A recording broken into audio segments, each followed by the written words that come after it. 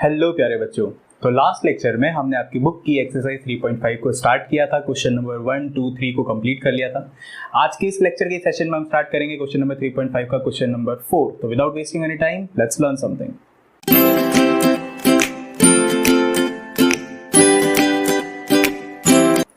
बच्चों एक्सरसाइज 3.5 का question number 4 और उसका फर्स्ट सब पार्ट उसमें बोलता है कि एक हॉस्टल है जिसमें चार्जिंग सिस्टम क्या है कि एक फिक्स चार्ज तो हमेशा पे करना ही होगा, प्लस मेस का चार्ज पर डे, यानी कि आप जितने दिन फूड कंज्यूम करते हो उसको देना पड़ेगा पर डे के रेट से, और वो आपका टोटल हॉस्टल चार्ज हो जाएगा। फिक्स चार्ज प्लस मेस का चार्ज, जितने भी दिन आप मेस यूज करोगे उतना। तो उसने कंडीशन दी है कि एक स्टूडेंट है ए जो कि अगर 20 डेज तक मेस का फूड कंज्यूम करता है तो उसको टोटल हॉस्टल चार्ज कितना देना पड़ता है, 1000। ये बच्चों मेस का चार्ज नहीं है, टोटल हॉस्टल चार्ज है 1000 रुपीज। और इसी तरीके से एक स्टूडेंट बी है जो कि अगर 26 डेज तक हॉस्टल में रहता है, मेस को कंज्यूम करता है, फूड लेता है, तो 1180 रुपीज उसको पे करना पड़ता है। तो मैं क्वेश्चन में सबसे पहले अज्यूम करूंगा, अज्यूम क्या करता हूँ, let us assume fix charge. आपको क्वेश्चन में पूछा यही है कि फिक्स चार्ज और वेरिएबल चार्ज, यानी कि चार्ज जो पर डे है मेस का वो आपको बताना है। तो फिक्स चार्ज को मैं अज्यूम करता हूँ, let us assume fix charge is x and the mess charge per day, एक दिन का मेस का चार्ज मैं अज्यूम करता हूं y। तो फिक्स चार्ज मेरा x है और मेस का एक दिन का चार्ज y है। अगर मैं a स्टूडेंट की बात करूं तो स्टूडेंट जो है जिसका नाम a है, अगर वो 20 डेज तक मेस कंज्यूम कर रहा है तो एक फिक्स चार्ज तो उस पर एप्लीकेबल होना ही है, जो कि सब में एप्लीकेबल होगा। उसके बाद ये 20 डेज ले रहा है तो एक दिन का अगर y है तो 20 डेज का हो जाएगा 20y, और ये अमाउंट कितना है आपको क्वेश्चन ने दिया है 1000 रुपीज। इसी तरीके से अगर स्टूडेंट बी की बात करें तो वो 26 डेज रहता है। 26 डेज रहे चाहे एक भी दिन रहे, एक्स तो उसको पे करना ही है, और मेस का उसे पे करना पड़ेगा 26 into Y. Y is mess का 1 डे का चार्ज, और ये अमाउंट कितना बनता है, ये 11,080 रुपीज आपके बनता है, 1180 रुपीज। ये आपकी इक्वेशन नंबर 2, इक्वेशन नंबर 2 बन गई। अब आपको इसको सॉल्व करना है। आपके पास अलजेब्रिक के लिए 3 मेथड है, substitution method, elimination method, cross multiplication method. Question कहता है कि किसी भी मेथड से कर दीजिए, आप चाहे जिससे कर दीजिए। अगर आप देखेंगे एलिमिनेशन लगाएंगे तो ज्यादा इजी पड़ेगा, x से x सीधा कैंसिल आउट हो जाएगा, लेकिन मैं आपको क्रॉस मल्टीप्लिकेशन से करके बताता हूं। तो क्रॉस मल्टीप्लिकेशन से करना है तो आपको पहले तो स्टैंडर्ड फॉर्म बनानी पड़ेगी। इसकी स्टैंडर्ड फॉर्म में बच्चों जो यहाँ पे 1000 है वो लेफ्ट हैंड साइड में आ जाएगा और -1000 हो जाएगा, -1000 इज इक्वल्स टू 0। और बिल्कुल इसी तरीके से 1180 रुपीज इधर लेफ्ट में आके माइनस का हो जाएगा और ये 0 हो जाएगा। तो ये स्टैंडर्ड फॉर्म बन गई है। अब अगर आपको फॉर्मुलेशन करना है तो उसके लिए पहले आपको x, y और 1 के कॉलम बिल्ड करना है। x के नीचे आप स्टार्ट करेंगे b1 b2 से, यानी कि 20 एंड 26 विद साइन आपको रखना है। सेकेंड कॉलम आएगा आपका c1 यानी कि -1000 एंड c2 यानी कि -1180 रुपीज। थर्ड कॉलम आएगा आपका A1 A2 यानी कि 1 and 1, और फोर्थ कॉलम लास्ट कॉलम फिर से यही रिपीट हो जाएगा B1 B2 2026। अब आपको अगर फॉर्मूलाज लिखने हैं तो x के लिए आप लिखेंगे x divide by this multiplication minus this multiplication. तो this multiplication is how much, अगर मैं 1180 को करूं तो आपका आएगा करीब 236 and 2 zeros minus this value minus this value. तो दिस वैल्यू इज -26,000। चलिए विद साइन आपको रखना है, यहाँ पे माइनस का साइन आएगा, फर्स्ट वाले को जो मल्टीप्लिकेशन करा था वो माइनस का साइन आएगा, is equals to y divide by this multiplication minus this multiplication. तो this multiplication is with sign अगर आप रखेंगे तो -1000, फिर माइनस दिस मल्टीप्लिकेशन, तो दिस मल्टीप्लिकेशन इज माइनस का 1180। और इसी तरीके से कांस्टेंट का रखना है आपको, तो कांस्टेंट के लिए आप this multiplication minus this multiplication करेंगे, तो this is 26 minus 1 into 20 is 20। तो आपको x की वैल्यू निकालनी, तो आप x को कंपेयर करेंगे कांस्टेंट वाले के साथ। तो देखिए x डिवाइड बाय, यहाँ पे मेरा माइनस होगा, ये वाला प्लस हो जाएगा, तो 26,000 माइनस 23,600 इसको लिख सकता हूं मैं, is equals to 1 divide by 26 minus 26 implies x की वैल्यू, ये यहाँ पे चला जाएगा तो मल्टीप्लिकेशन में आ जाएगा। इसकी वैल्यू मैं यहीं से देख सकता हूँ, 26,000 में से 23,600 जब मैं माइनस करूंगा तो 2,400 मेरे पास आएगा, और डिवाइड बाय मेरे पास 6 आएगा, तो अगर इसको सॉल्व करूंगा तो x की वैल्यू वुड बी 400। x की वैल्यू 400 आ गई है, y की वैल्यू आपको निकालनी है तो बिल्कुल वैसे ही करना है, y वाले को कंपेयर करना है। डिवाइड में कितना है ये देखिए, ये प्लस हो जाएगा तो 1180 माइनस 1000 इज इक्वल्स टू 1/6। किससे कंपेयर करना है? इससे कंपेयर करना है। Is equals to y equals to 1180 minus 1000 would be 180 divide by 6, तो आउटकम इज 30। तो y की वैल्यू 30 और x की वैल्यू 400, ये आपका आंसर आ जाएगा। चलिए नेक्स्ट पार्ट को देखते हैं। Question number second, question number 4 का पार्ट सेकंड। तो ये आपको बहुत पहले आप कर भी चुके हैं, फ्रैक्शन वाला क्वेश्चन है कि एक फ्रैक्शन है, उसमें से अगर आप 1 को सब्ट्रैक्ट करेंगे न्यूमरेटर में से, डिनोमिनेटर को छेड़ना नहीं है, सिर्फ 1 सब्ट्रैक्ट करना है न्यूमरेटर से, तो फ्रैक्शन आपका 1/3 बन जाएगा। और इसी तरीके से अगर 8 को ऐड कर देंगे डिनोमिनेटर में तो फ्रैक्शन आपका 1/4 बन जाएगा। ये क्वेश्चन आपने पहले भी किया है इस टाइप का। तो आपको इसमें अज्यूम क्या करना होता है, न्यूमरेटर और denominator x divide bye y आपको अज्यूम करना होता है। तो मैं डायरेक्टली लिख नहीं रहा हूँ कि assume numerator is x and denominator y, मैं डायरेक्टली कंडीशंस को पुट कर रहा हूँ। तो कंडीशन ये है कि 1 इज सब्ट्रैक्टेड फ्रॉम न्यूमरेटर, तो न्यूमरेटर में से 1 को सब्ट्रैक्ट कर दीजिए, डिनोमिनेटर को एज इट इज बने रहने दीजिए, तो वो आपका फ्रैक्शन बन जाता है 1/3। इसको मैं थोड़ा सा सॉल्व कर लूंगा तो एक लीनियर इक्वेशन बन जाएगी 2 वेरिएबल में। देखिए 3 को इधर मल्टीप्लाई करेंगे तो 3x माइनस 3, क्योंकि दोनों के साथ मल्टीप्लाई होगी, is equals to y। Implies equation आपकी बन जाएगी 3x minus y minus 3 is equals to 0। ये आपकी इक्वेशन नंबर 1 बन गई।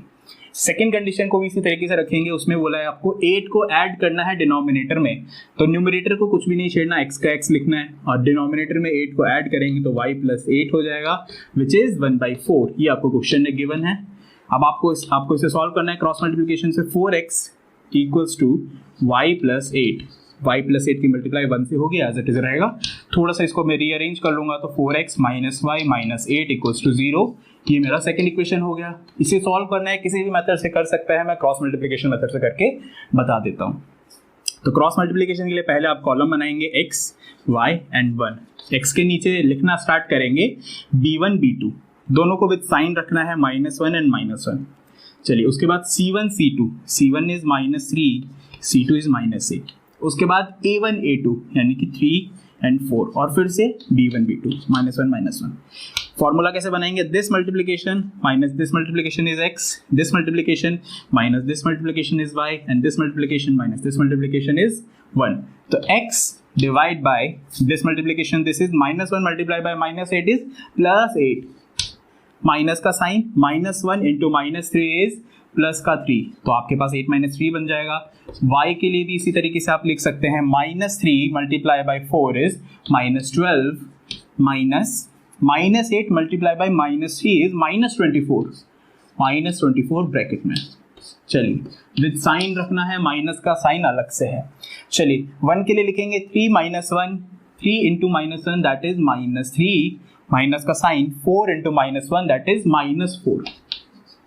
तो अगर आप x की वैल्यू निकालना चाहते हैं तो x वाले फॉर्मूला को कंपेयर करेंगे 1 वाले के साथ, कांस्टेंट वाले के साथ। x divide by 8 - 3 is 5 is equals to 1 divide by -3 and minus plus 4। Implies x की वैल्यू आपके पास आ जाती है 5, और इसी तरीके से y को कंपेयर करेंगे अगर आप कांस्टेंट के साथ, y divide bye -12 minus plus हो जाएगा +24 इज इक्वल्स टू 1/1। ये तो सेम ही है, -3 + 4 दैट इज 1। तो इम्प्लाइज y की वैल्यू आपके पास आ जाएगी 24 - 12 इज 12। 12 को अगर आप उधर भेजेंगे तो मल्टीप्लिकेशन में आ जाएगा, y की वैल्यू 12। दैट मीन्स आपका जो फ्रैक्शन है x बाई y, इसका आंसर आ जाएगा 5/12। तो ये सेकंड पार्ट कंप्लीट होता है। चलो बच्चों थर्ड पार्ट की तरफ चलते हैं। तो बच्चों थर्ड पार्ट की तरफ चलते हैं। थर्ड पार्ट में क्वेश्चन ऐसा है कि एक बच्चा है, वो एक एग्जाम फेस कर रहा है जिसमें कुछ क्वेश्चन है, सर्टेन नंबर ऑफ क्वेश्चन है, और हर राइट क्वेश्चन के लिए उसको 3 मार्क्स मिलते हैं और हर रॉन्ग क्वेश्चन के लिए उसका 1 मार्क डिडक्ट हो जाता है, यानी कि सब्ट्रैक्ट करना पड़ेगा यहाँ पे। अगर ये वाला पैटर्न रहता है जिसमें करेक्ट आंसर के 3 मार्क्स मिल रहे हैं और इनकरेक्ट के 1 मार्क्स डिडक्ट हो रहे हैं, तो उसको 40 मार्क्स ऑब्टेन हो रहे हैं। बच्चों पेपर एक ही ध्यान रखना इसमें, उस पेपर में अगर मार्किंग पैटर्न अलग कर दें, यानी कि मार्किंग पैटर्न आप ऐसा कर दें कि राइट आंसर पे उसको 4 मार्क्स मिले और इनकरेक्ट आंसर पे उसके 2 मार्क्स काट दिए जाएं, तो उसके 50 मार्क्स बनते हैं। यानी कि वो पेपर देके आ चुका है, कुछ क्वेश्चन उसने सही किए, कुछ क्वेश्चन गलत किए, कोई भी क्वेश्चन उसने छोड़ा नहीं है, ऐसा कहीं भी मेंशन नहीं है। तो कोई भी क्वेश्चन छोड़ा नहीं है, कुछ क्वेश्चन उसने सही किए, कुछ क्वेश्चन गलत किए हैं। अगर मार्किंग स्कीम फर्स्ट टाइप की रखेंगे, यानी कि 3 मार्क्स करेक्ट के और 1 मार्क्स डिडक्ट कर लेंगे रॉन्ग के, तो उसके 40 मार्क्स आते हैं। और अगर 4 मार्क्स देते राइट के और 2 मार्क्स देते इनकरेक्ट के, मतलब डिडक्ट करते, तो 50 मार्क्स आते हैं। इस कंडीशन में सबसे पहले आपको अज्यूम करना है और आपको बताना है कि टोटल नंबर ऑफ क्वेश्चन कितने थे एग्जाम में। तो let us assume correct answer, कि उस बच्चे ने कितने आंसर करेक्ट किए हैं, ये हम अज्यूम कर लेते हैं x है। और इसी तरीके से अज्यूम करना है इनकरेक्ट आंसर को भी, इनकरेक्ट आंसर को भी हमें अज्यूम करना है y। तो हमसे क्वेश्चन में पूछा गया है total number of question that will B x plus y।